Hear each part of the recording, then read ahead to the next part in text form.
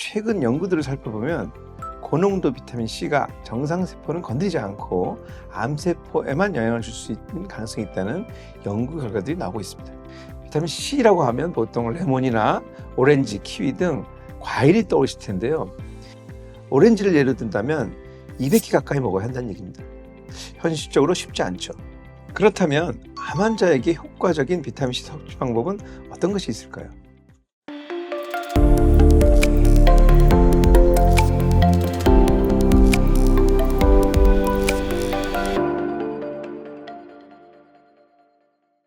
안녕하세요.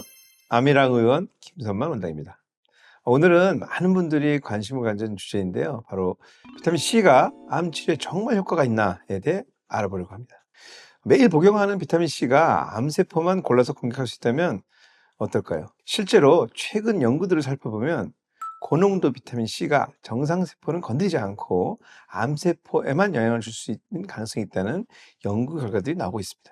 비타민 C가 과연 암 예방과 치료에 어떤 도움을 줄 수 있는지, 어떻게 효과적으로 비타민 C를 복용해야 하는지에 대해 오늘 알아보도록 하겠습니다. 비타민 C가 항산화 물질로서 중요한 역할을 한다는 사실은 이미 잘 알려져 있습니다. 그런데 최근 연구를 통해 밝혀진 흥미로운 점은 이 성분이 단순히 활성산소를 제거하는 데 그치지 않고 암 치료에도 도움이 될 수 있다는 가능성입니다.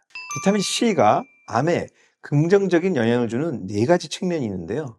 바로 항산화 작용, 선택적 세포 독성, 면역 조절, 그리고 항암 치료 보조 효과입니다. 첫 번째, 비타민 C의 항산화 역할입니다. 우리 몸의 활성산소를 줄여 DNA 손상을 예방하는 이 작용은 암세포 발생 확률을 낮추는 데 직접적으로 기여할 수 있습니다.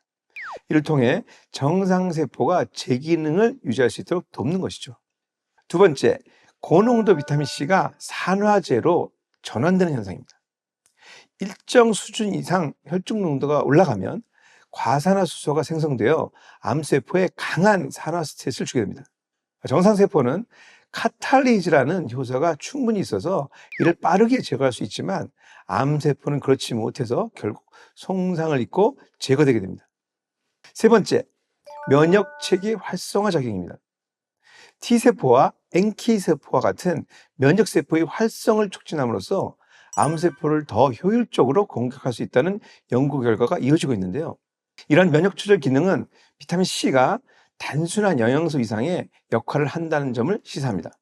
네 번째, 다른 항암 치료와의 시너지 효과입니다. 젬시타빈이라든지 독소르비신 등 항암제와 병행할 경우 더 큰 암세포 사멸 효과를 기대할 수 있고, 방사선 치료와 함께 진행 시에는 종양 크기 억제 긍정적인 영향이 보고되고 있습니다.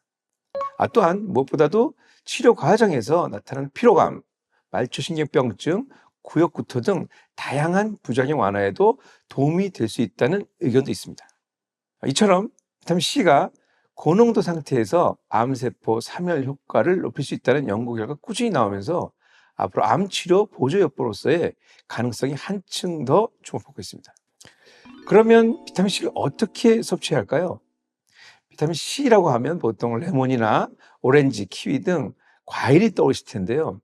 그만큼 채소와 과일은 비타민 C 함량이 높아 이를 통해 어느 정도 섭취가 가능하다는 인식을 갖게 됩니다.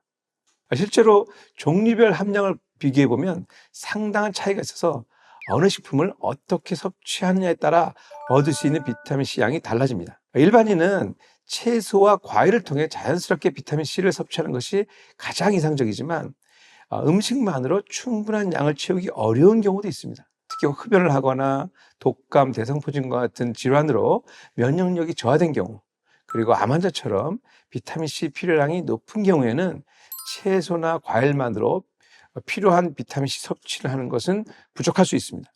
암 환자나 면역력이 떨어진 분들은 비타민 C 필요량이 높아져서 하루 10g 이상의 고용량이 필요할 수 있는데요. 이를 음식만으로 채우기는 좀 어렵습니다. 오렌지를 예로 든다면 200개 가까이 먹어야 한다는 얘기입니다. 현실적으로 쉽지 않죠.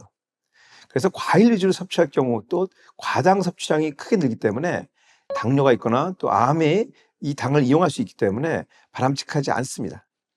그렇다면 암 환자에게 효과적인 비타민C 섭취 방법은 어떤 것이 있을까요? 가장 직접적이면서 효과적인 방법은 바로 정맥을 통한 주사 치료입니다. 효과를 얻으려면 일반적으로 체중 킬로그램당 1 내지 2g가량의 고농도 비타민C를 혈관으로 투여하게 되는데요. 문제는 이 경우 병원 방문이 반드시 필요하고 주사하는 과정의 통증 그리고 비용도 부담될 수 있습니다. 이 때문에 정맥 주사를 장기간 맞기 쉽지 않은 분들에게 경구용 비타민C가 현실적인 대안으로 거론되고 있습니다. 경구용 비타민C 중에서도 어떤 제품을 선택해야 할까요? 일반적인 알약이나 분말 형태의 비타민C는 아무리 많은 양을 먹어도 흡수율이 낮기 때문에 원하는 만큼 체내 농도를 높이기는 어렵습니다. 이때 좋은 대안으로 꼽히는 것이 바로 리포소말 비타민C입니다. 리포소말 비타민C는 비타민C 입자를 리포솜이라는 미세한 지방막으로 감싼 형태입니다. 이를 통해서 소화 과정에서 분해되는 것을 줄이고 몸속에 더 효율적으로 흡수되게 도움을 줍니다. 수용성인 비타민C는 한 번에 많이 섭취해도 대부분 소변으로 쉽게 배출되는데요. 하지만 리포솜으로 감싼 비타민C는 보다 오래 순환되며 체내 세포까지 잘 전달되는 장점도 있습니다. 일부 사람들은 비타민C를 섭취할 때 속이 쓰리는 등 위장에 부담을 느끼기도 하는데요. 이 경우에 중성 형태의 비타민C가 도움이 됩니다. 중성 형태의 비타민C는 위산이 적거나 위가 예민한 사람들에게 보다 편안한 선택이 될 수 있습니다.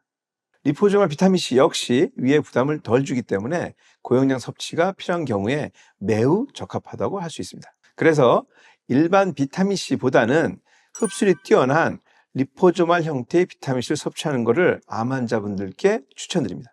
그리고 비타민C를 선택할 때는 첨가물이 없이 순수한 제품인지 확인하는 것도 중요합니다.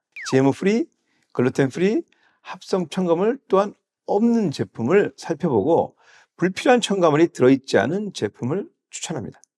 이상으로 비타민C가 암 치료에 미치는 영향과 고농도 비타민C 요법의 다양한 가능성에 대해 살펴봤습니다. 앞으로도 관련 연구가 활발히 진행되어 보다 효과적인 치료 옵션이 제기되길 기대합니다. 앞으로도 건강에 관한 유익한 정보로 찾아뵙겠습니다.